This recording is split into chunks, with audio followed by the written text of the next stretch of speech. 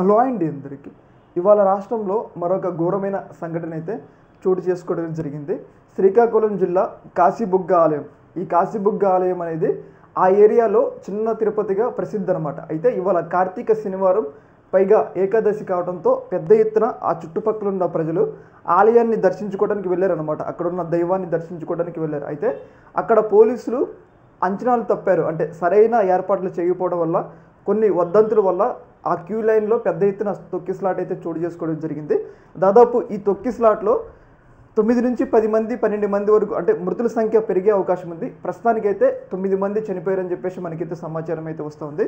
ఏదేమైనా కానీ ఇది ఒక ఘోరమైన సంఘటన. ఎందుకు అంటే కూటమి ప్రభుత్వం వచ్చిన తర్వాత మొదట తిరుపతిలో వైకుంఠ ఏకాదశి ఆ సమయం అప్పుడు తిరుపతిలో తొక్కిసలాట, తర్వాత రీసెంట్గానే సింహాచలంలో తొక్కిసలాట, ఇప్పుడు ఈ తొక్కిసలాట జరగడం అనేది చాలా ఘోరమైన అంశం అనమాట. ఎందుకంటే వాళ్ళు దైవాన్ని దర్శించుకోవాలని వస్తే వాళ్ళు ఏకంగా పైకి పోయారనమాట. ఇది చాలా ఘోరమైన సంఘటన. అయితే ఇక్కడ మనం ప్రధానంగా ప్రశ్నించాల్సింది ఏంటి అంటే ఎవరిని అంటే పోలీసులని. ఎందుకంటే అక్కడ ఏరియాలో లోకల్గా ఉండే పోలీస్ స్టేషన్ వాళ్ళకి ఒక సమాచారం ఉంటుంది. ఏంటి అంటే అక్కడ ఈరోజు ఒక పవిత్ర దినం అంటే ఏకాదశి కాబట్టి పెద్ద ఎత్తున ప్రజలు వస్తారు కాబట్టి అక్కడున్న స్థానిక పోలీసులు ఏర్పాట్లు చేయాలి. అంటే డిఎస్పీ కానీ అలాగే కిందున్న సిఐలు ఇన్స్పెక్టర్లు కానీ వాళ్ళందరూ కూడా ఆ ఏరియాలన్నింటినీ కూడా వాళ్ళ ఆధీనంలో తీసుకుని ప్రజలకు ఎలాంటి ఇబ్బంది కలగకుండా వాళ్ళు ఏర్పాట్లు చేయాలి. కాకపోతే అలాంటి ఏర్పాట్లు చేయకపోవడం, ఏదైతే ప్రజల్ని అట్లా వదిలేయడంతో ఈ నిర్లక్ష్యానికి అంటే ప్రభుత్వం నుంచి ప్రజల నుంచి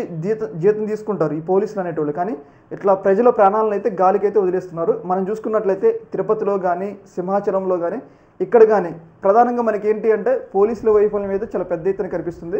దాదాపు 9 మంది మహిళలు చిన్నపిల్లలు ఉన్నారంటే మనం అర్థం చేసుకోవచ్చు. ఈ నిర్లక్ష్యం ప్రధానంగా ఏంటంటే పోలీసులు సరైన ఏర్పాట్లు చేయకపోవడం అనేది మనకేం తెలుస్తుంది.